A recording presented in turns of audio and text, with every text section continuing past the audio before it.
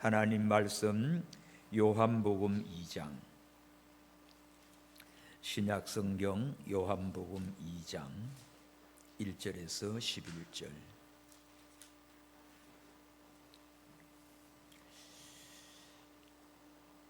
요한복음 2장 1절에서 11절.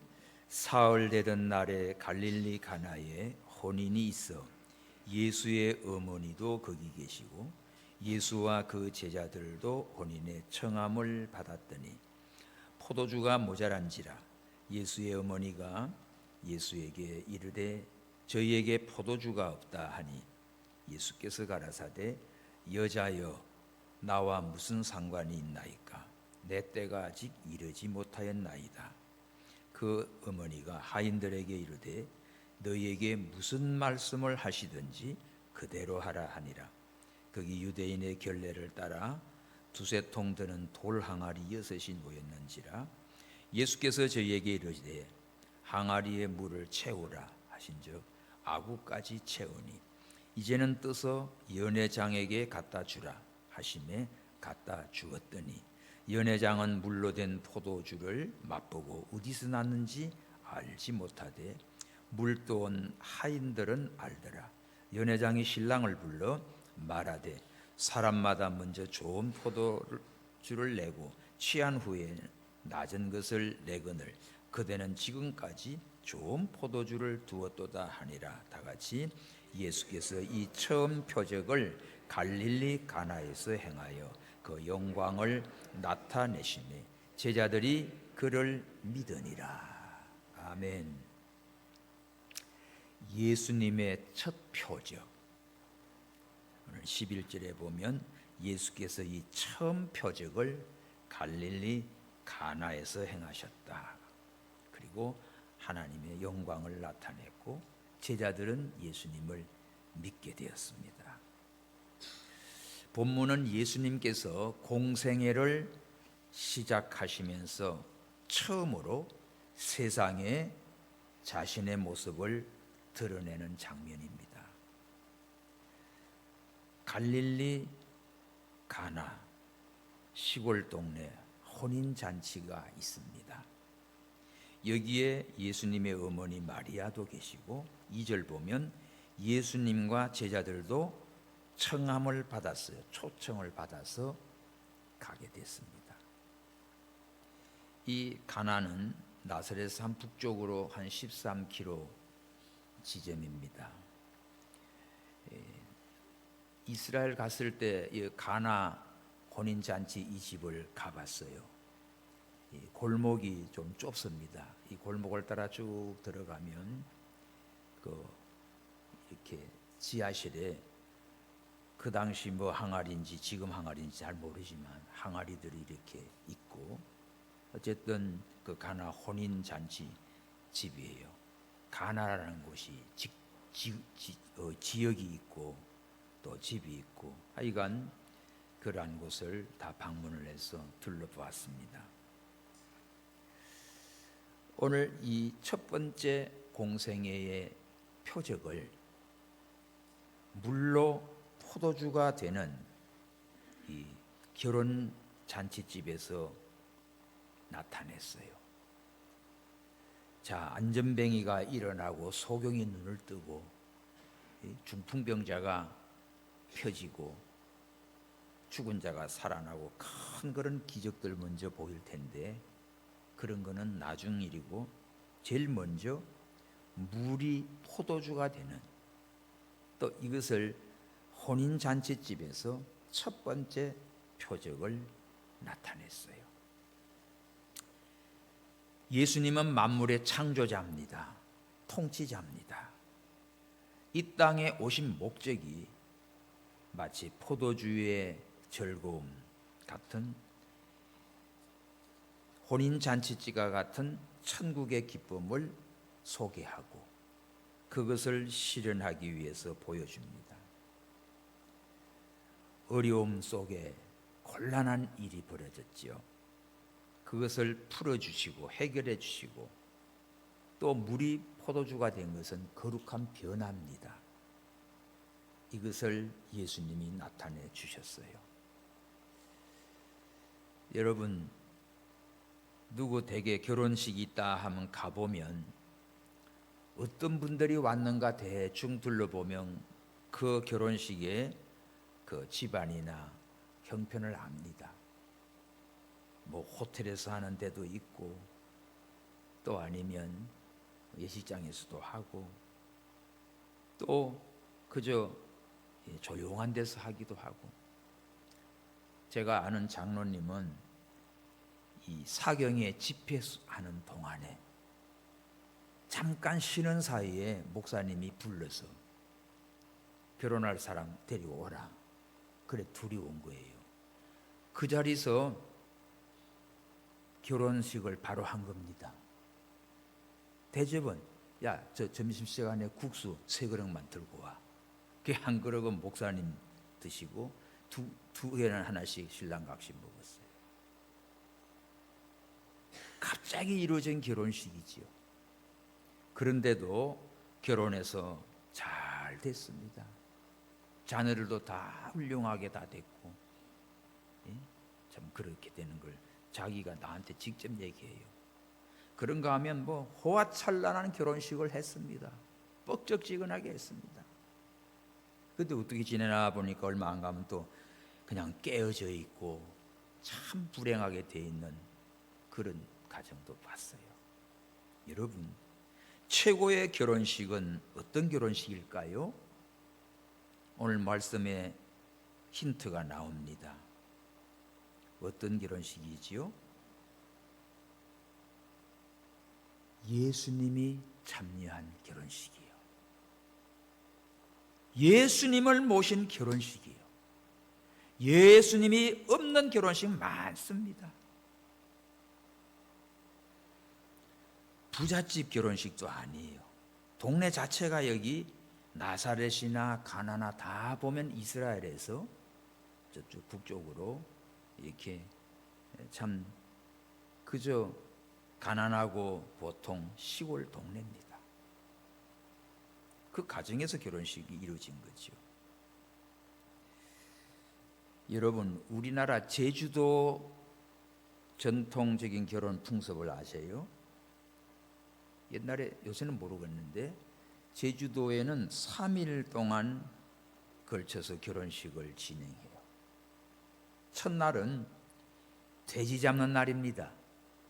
그래서 첫날은 동네 이웃들을 다 초청해 가지고 흑돼지를 잡는데 보통은 10마리 한 20마리도 잡게 돼요. 그래서 술과 돼지고기로 잔뜩 싸놓고 즐거운 날입니다. 둘째 날은 가문잔치라고 해가지고 친인척들 일가 친척들을 다 모아가지고 가문의 힘을 자랑해요. 이때 동네 사람들도 함께 음식을 같이 먹습니다. 제일 사람이 많이 모이고 또 흥겨움도 최고조에 달하지요. 이제 셋째 날은 결혼식인데 이거는 신랑각시 참 부부가 되는 잔치의 대단원에 막을 내리게 되지요. 어쨌든 술과 고기가 3일 동안 떨어지지 않아요. 먹고 마시고 막 흥을 돋굽니다. 그런데 만약에 이 잔치집에 준비된 여기 술이 떨어졌다, 고기가 떨어졌다 해보세요. 얼마나 분위기가 썰렁하고 황당하겠어요. 흥이 깨지고 또 주인 입장에서는 참 이거 어찌할지를 모릅니다. 결혼식의 그 즐거움이 그냥 지속돼야 되는데 이것이 그냥 팍 깨져버리죠. 반가워서 웃고 또 축하도 하고 노래소리도 나오고 시끌벅적해야 잔치집이지요. 유대인들의 결혼식은 일주일 동안 합니다. 밤에 하지요. 일주일 동안 흥겹게 먹고 마시고 즐거운 시간을 보내요. 오늘 가나 혼인 잔치 흥이 한참 무르익을 무렵이에요. 근데 딱 곤란한 일이 생겼어요. 포도주가 떨어졌습니다. 아예 포도주가 없어요. 3절, 포도주가 모자란지라 예수의 어머니가 예수에게 이르되 저희에게 포도주가 없다 하니, 포도주가 다 떨어져 가지고 없어요. 아예. 이거 보통 난감한 일이 아니지요. 어디서 사올 수도 없고 결혼식을 앞두고 미리미리 포도주를 다 준비한 겁니다. 근데 준비해놓은 포도주가 모지라고 아예 다 떨어져 버렸어요. 뭐 지금 우리 백화점이나 슈퍼나 어디 가서 얼른 사올 수 있는 것도 아니에요. 포도주가 없어요. 아주 난감해요. 가장 행복하고 즐거워할 그 시점에 이거 뭐 부끄럽고 민망하고 어찌할지를 모르는 상황에 놓였어요. 자, 포도주가 떨어진 결혼잔치. 이것은 뭘 의미합니까? 주님 없는 세상은 마치 포도주 떨어진 잔치집과 같다는 거예요. 근데 오늘 여기 예수님이 초청을 받아와 계시기 때문에 얼마나 다행인지 몰라요. 우리가 이 세상에 있는 동안에 스스로 풍족하다고 생각하고, 그렇지만 가끔 또 궁핍할 때도 많아요. 혼인잔치집에도 부족한 게 있었습니다. 가장 기뻐해야 할 때에 이게 딱 떨어지고 모자라니까 얼마나 힘들어요. 궁핍이 찾아온다고요. 진정 이 세상은 영원한 만족, 완전한 풍요는 없어요. 모질합니다. 떨어집니다. 금세 돈도 떨어지고 양식도 떨어지고 떨어져요. 기름도 떨어지고. 주님 없는 이 세상은 외형적으로는 물질적으로 풍요롭고 화려해 보이지만 실제로는 포도주가 떨어진 혼인집과 같아요. 참된 기쁨, 즐거움이 싹 사라져 버립니다. 신랑 각시 화려하게 옷을 입고 풍성한 잔치를 벌려놓고 있지만 포도주가 떨어졌다는 이 사인을 받을 때 얼마나 이거 놀래고 근심이 되고 초조하고 불안하고 뭐 애가 타는지 모릅니다. 이럴 때 우리에게 참된 기쁨과 평안을 주시는 분은 누굴까요? 세상의 요란하고 화려한 물질이 아니라 참 포도주, 생명의 포도주가 되시는 우리 주님을 알아야 됩니다. 그래서 포도주가 모자랐는데 예수님의 어머니 마리아가 예수님께로 왔지요. 예수님께 와서 포도주가 없다. 여러분, 여기 잔치집 주인한테 가든지 아니면 여기서 좀 돈 꽤나 있고 뭐 한 사람한테 가가지고 이 포도주가 좀 모자라는데 뭐 어디서 구할 데 없을까? 그렇게 해야 될 거 아니에요? 지금 여기 초청받아 온 예수님에게 가서 포도주가 없다고 지금 보고를 드린 거예요. 여러분, 우리는 이런 참 궁핍하고 아주 급한 사정이 생겼을 때 제일 먼저 어디로 가야 돼요? 예수님을 찾으시기 바랍니다. 예수님을 찾으십시오. 3절 시작. 포도주가 모자란지라 예수의 어머니가 예수에게 이르되 저에게 포도주가 없다 하니, 포도주가 떨어지고 없는 이 상황을, 이 사정을 예수님께 알렸어요. 우리도 항상 제일 먼저 주님을 찾고 주님 앞에 네 모든 사정을 다 고하고 아뢰시기 바랍니다. 이게 기도예요. 기도. 내 형편, 내 어려움, 내 곤란한 것 잘 아시는 주님, 주님께서 역사해 주옵소서.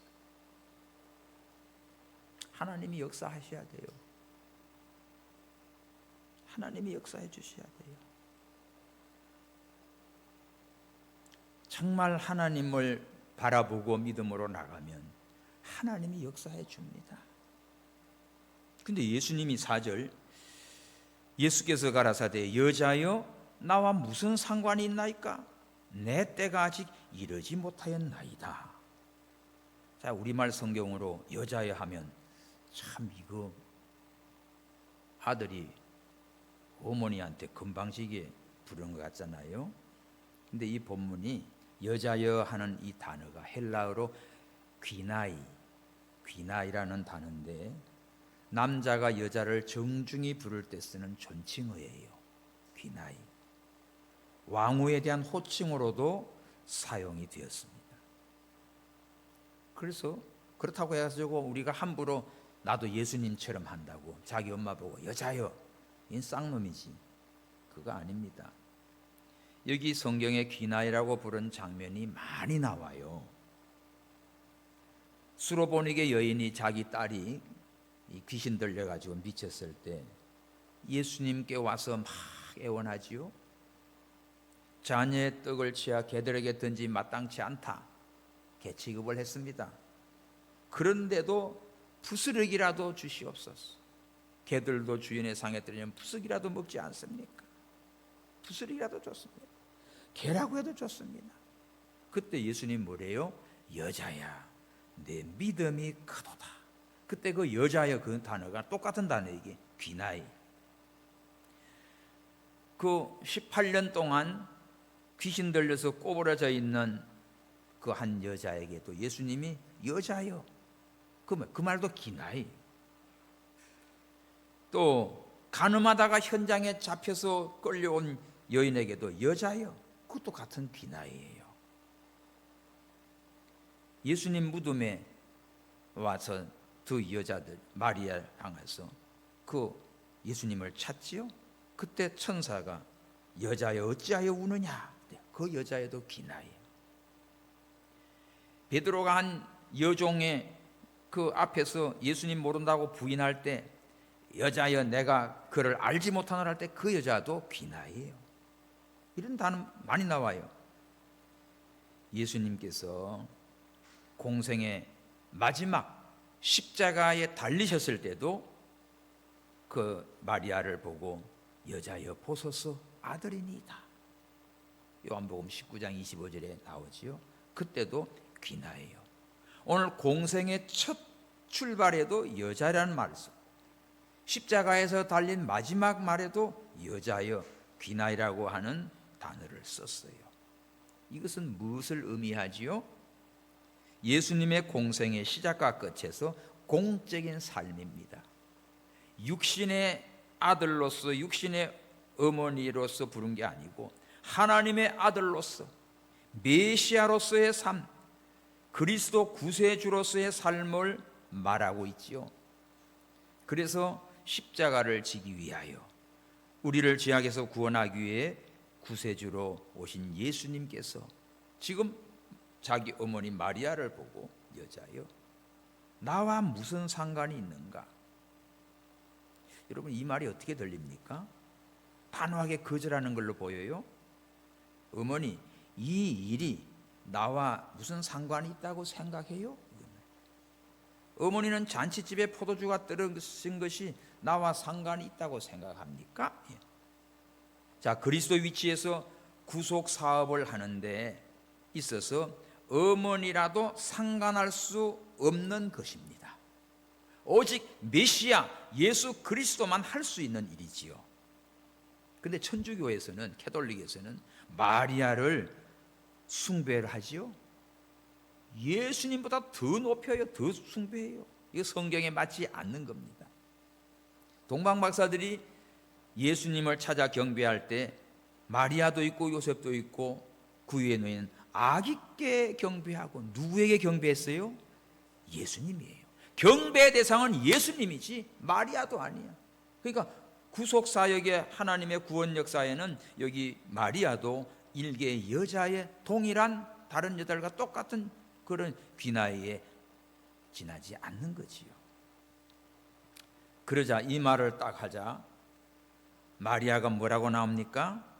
5절 하인들에게 말을 합니다. 너희에게 무슨 말씀을 하시든지 그대로 하라. 거기 줄치십시오. 무슨 말씀을 하시든지 그대로 하라. 여기 마리아가 예수님의 이 말에 속이 상하거나 화가 나거나 아니 저게 언제부터 저렇게 됐나 이런 게 된 게 아니에요. 딱 예수님이 마시는 말씀을 무슨 말을 하든지 그대로 하라고 하인들에게 지시를 합니다. 주님의 역사는 조용하면서도 엄청난 변화를 가져옵니다. 그래서 하인들을 시키지요. 6절, 거기 유대인의 결례를 따라 두세 통 드는 돌 항아리 6이 놓여 있습니다. 이 결례를 따라, 이 말은 유대인들은 그 외부에서 집에 들어오면 제일 먼저 손을 씻고 또 발을 씻고 그럽니다. 정결 예식에 의해서 외출해서 돌아오거나 식사 전에 꼭 손을 씻고 화장실 갔다 손을 씻고, 그래서 그런 손 씻는, 발 씻는 그런 물 담아놓은 항아리가 6개나 있어요. 6개나 놓인데 여기다가 7절, 예수께서 저에게 이르시되 항아리에 물을 채우라 하신즉 아구까지 채우니, 여기다가 항아리에다가 물을 채우라는 겁니다. 한 개도 아니고 6개나 돼요. 그리고 지금같이 좋은 시설에 수도꼭지 호수 틀어가지고 채우면 일도 아니지요. 저기 저 운물을 찾아가서 물동이 지고 가가지고 그걸 퍼 올라와야 돼. 그거 얼마나 이 팔레스틴 지역에 더운데, 그 또 다른 사람은 다 잔치에 즐거워하는데 이건 뭘 또 이건 물도라고 하면서 뭐 정말 속도 상하고 그러지요. 성질 나지요. 그것도 한 개도 아닙니다. 6개나. 그것도 적당히 채우는 게 아니라 아구까지 채우래. 아구까지 까뜩 잘람잘람하게 채우라는 거예요. 그리고 채웠다. 8절 시작. 이제는 떠서 연회장에 갖다 주어라 하심에 갖다 주었다니. 다 채우고 나니까 이제는 연회장에 갖다 주라. 아이고, 그러면 직접 그냥 또 오자마자 갖다 주라고 할 것이지, 맹겨 다 채워놓으니까 다시 또 이걸 퍼가지고 갖다 주라고 그럴까? 정말 여기 우리 하인들 입장에 서면요, 여기 정말 여기 짜증나요. 성질나요. 속상해요. 그지? 포도주가 떨어졌지 물 떨어진 게 아니잖아. 근데 예수님이 왜 이런 걸 시켜? 그것도 한두 개도 아니고 6개나, 그것도 아구까지 채우래. 실컷 채워놨더니 다시 떠서 연회장 갖다 주라는 거예요. 왜 이랬다 저랬다 할까? 얼마든지 여기서 불평불만을 할 수가 있습니다. 하다가도 성질 나가지고 물 떠다도 딴 데다 부어버리고, 아마 여기 그럴 사람 있을지도 몰라. 또 오다가도 그냥 에이 성질도 부리고 대충 하기도 하고 그럴 수도 있어요. 그런데 어떻게 해요? 군소리 없이 했어요. 자, 5절에 그 마리아가 하인들에게 무슨 말 했습니까? 무슨 말을 하든지 그대로 하라. 이게 중요한 겁니다. 오늘 우리는 주님의 말씀에, 하나님의 말씀에 어떤 말씀인지 그 말씀 그대로 믿고 순종하시기 바랍니다. 이것이 기적의 역사예요. 여기 돌항아리 6개 채우면요 한 500에서 600리터 정도 됩니다. 그러면 최소한 100에서 200명 정도는 풍족하게 마실 수 있는 물량이 돼요. 가득 채웠습니다. 채우고 나니까 다시 연회장에 갖다 주래. 이 예수님의 말씀이 쉽게 이해될 수 없지요. 포도주가 떨어졌는데 손 씻는 물을 채우래. 또 채우고 나니까 또 연회장에 또 떠다 주래. 아이고, 이거 물 떠왔는데 물 떠다 주다가 이거 개망신 당하는 거 아니야? 이거 장난치는 거 아니야?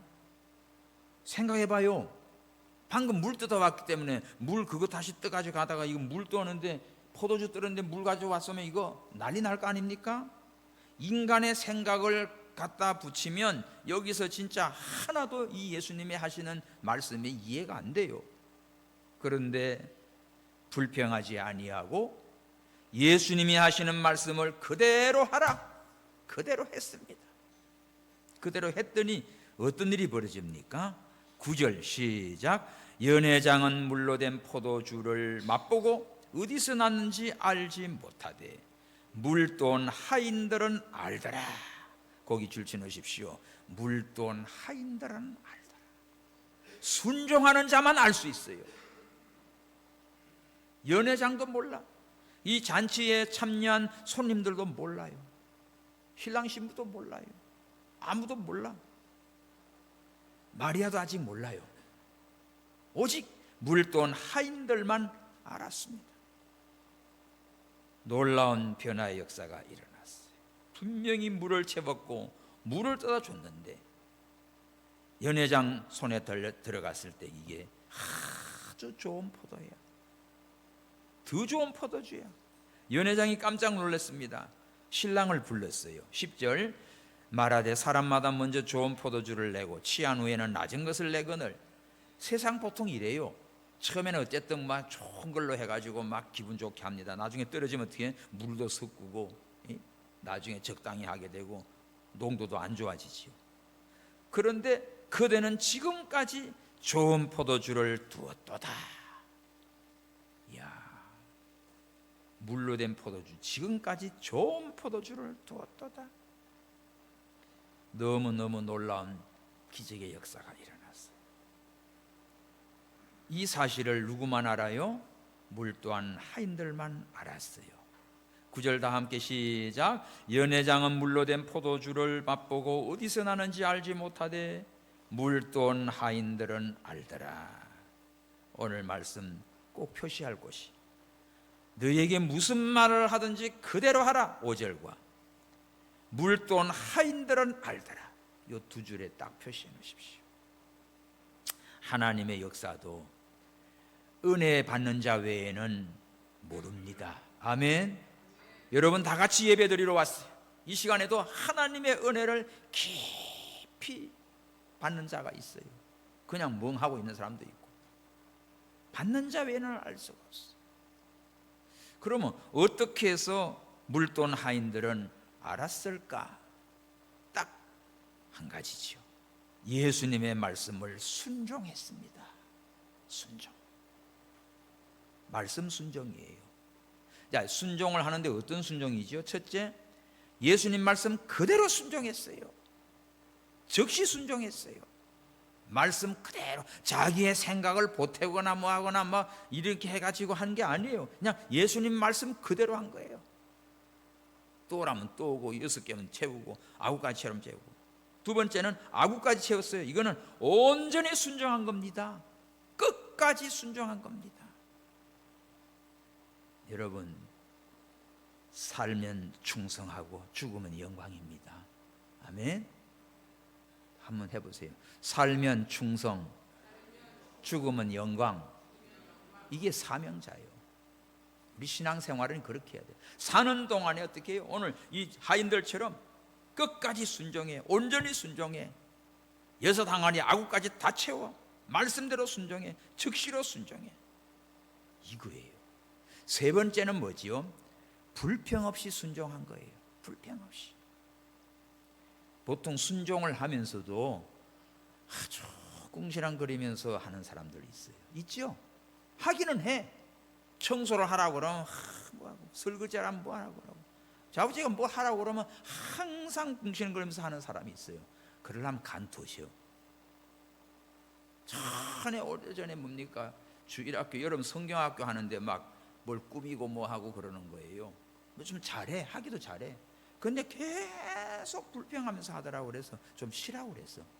그래서 커피나 마시고 앉으면 쉬라. 계속 불평. 그러면 안 돼요. 은혜를 못. 자기가 없어.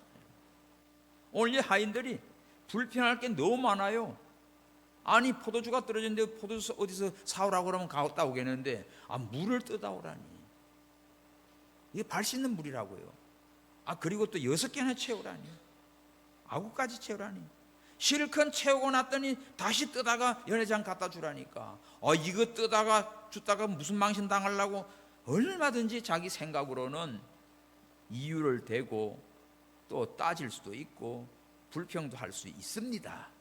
그런데 오늘 본문에 보면 이 하인들이 군소리 하나 없어요. 불평 하나 없어요. 그저 예수님의 말씀 그대로 알았습니다. 그대로 순종했어요. 끝까지 순종했어요. 오늘 우리가 하나님을 믿는 신앙생활에 예수님의 말씀이면 아멘 순종하시기 바랍니다. 아구까지 온전히 순종하시기 바랍니다.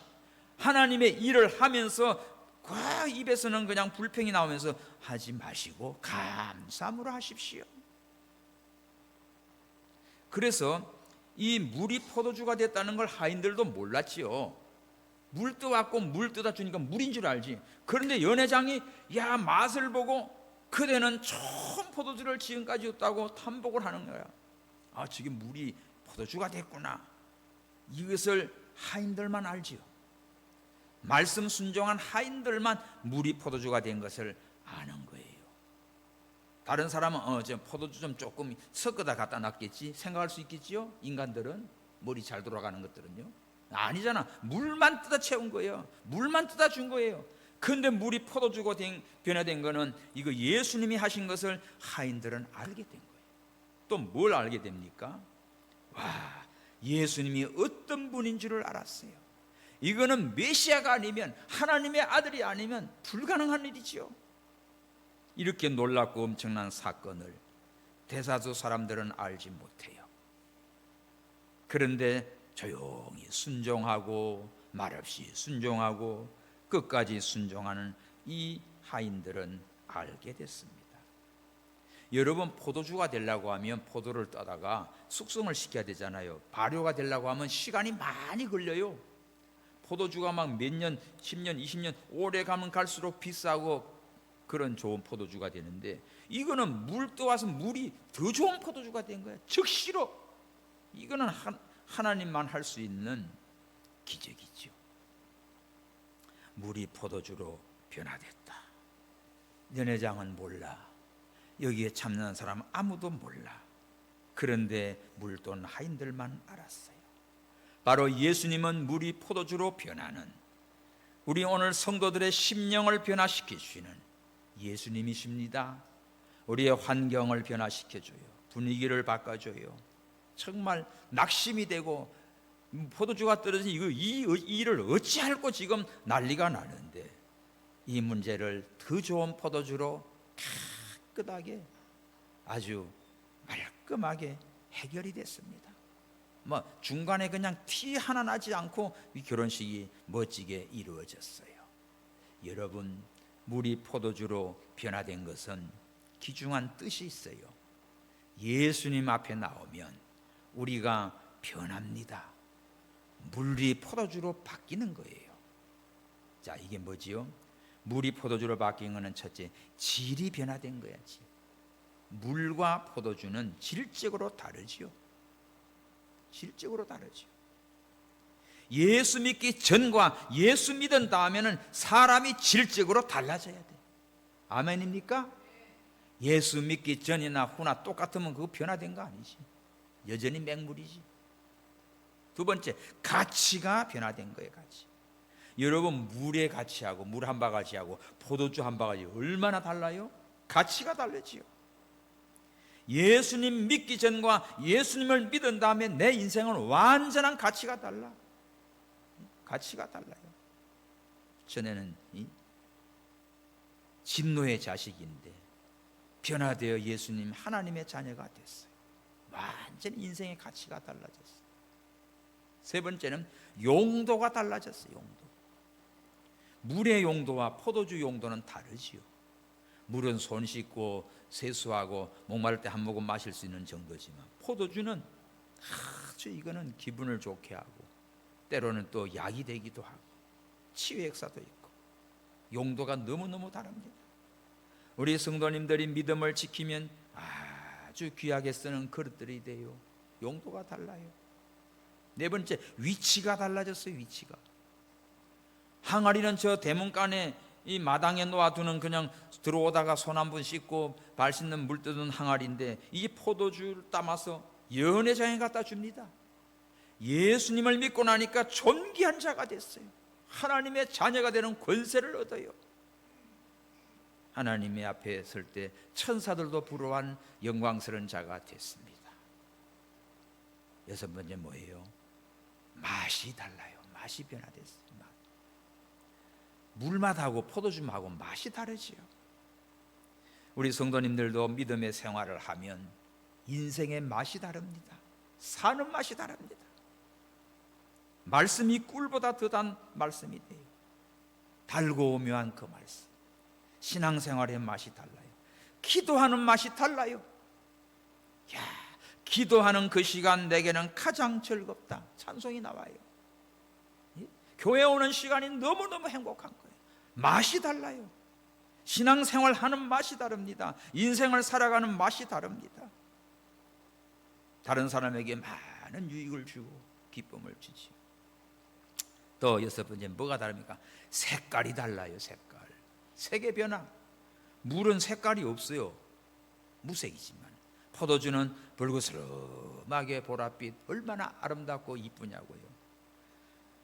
성도가 믿음 생활 잘하면 여러분을요, 얼굴만 봐도 은혜가 넘칩니다. 옆 사람 보십시오.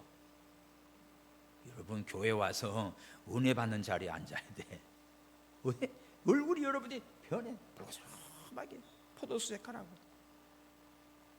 그러니까 우리가 살아가면서 정말 이렇게 변해요. 변함의 역사예요.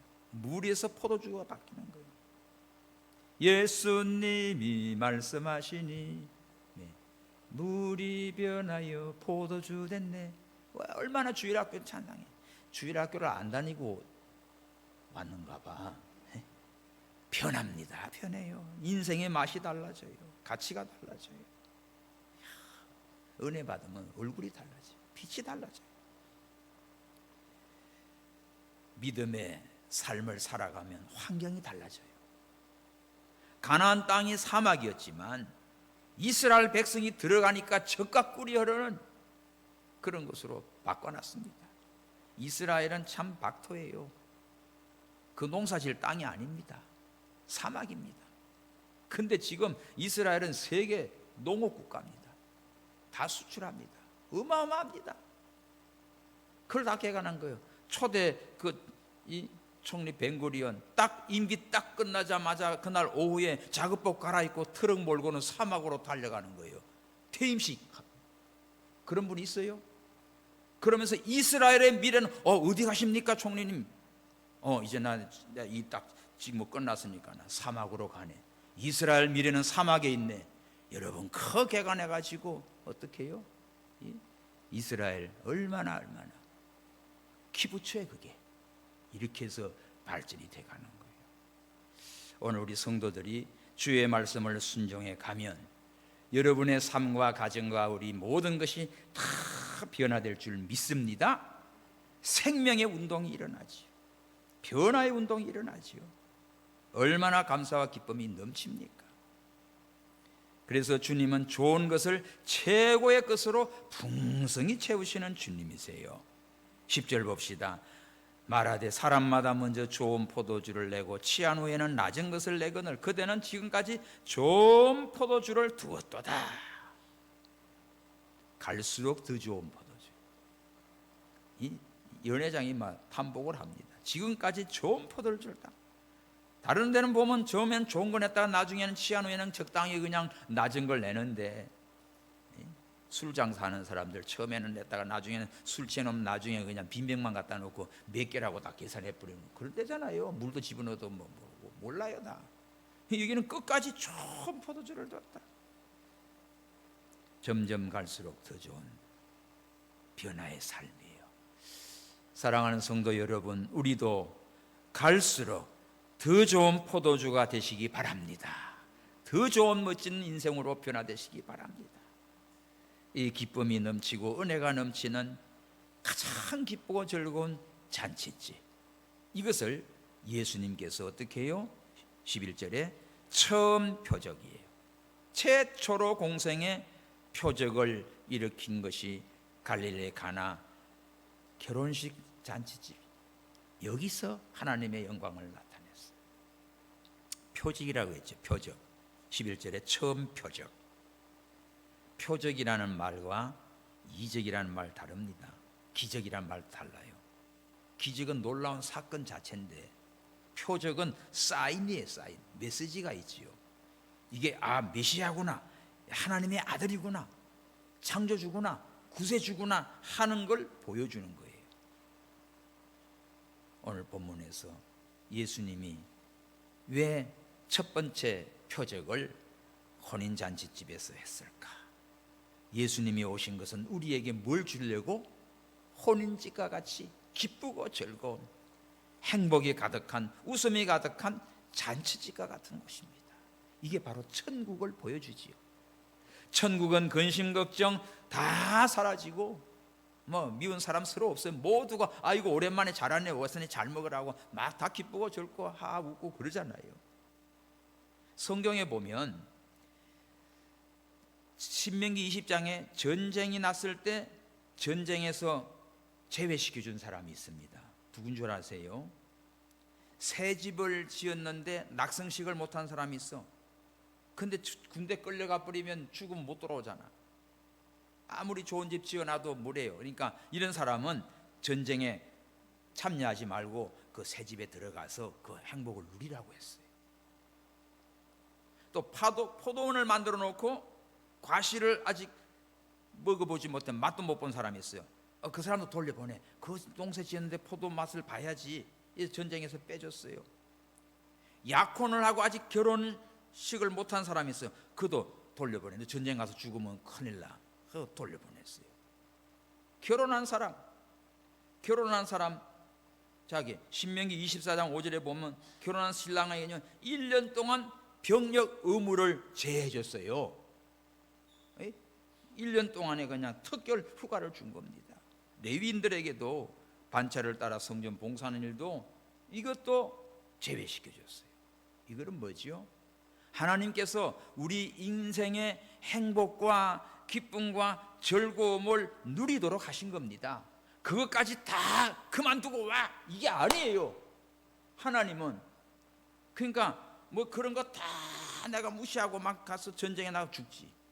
중국의 만리장성을 가보면 거기 정말 비참한 글들이 많습니다.